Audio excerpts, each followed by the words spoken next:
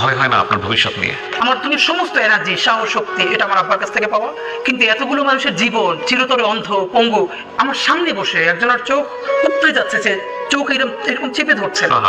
ওর মাকে যখন আয়না করে নিয়ে আসছে তখন ও খুব ছোট, ওরেও নিয়ে আসছে সাথে। ওর মাকে মারতে মারতে এমন অবস্থা হয়েছে, তো ও বলছে যে আমার মার একটু পানি দেন। এরপরে এমন লাথি মারছে, ওর মা ওর সামনে বাথরুম করে ফেলছে।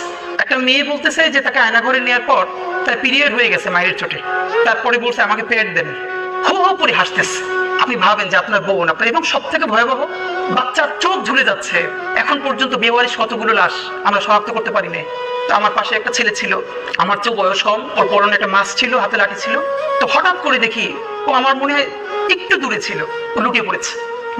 ওর পুরো মুখে মাস্কটা, হাতটা দুভাবে ছড়ানো, রাস্তার মাঝখানে গল গল করে রক্ত ড্রেনের দিকে চলে যাচ্ছে।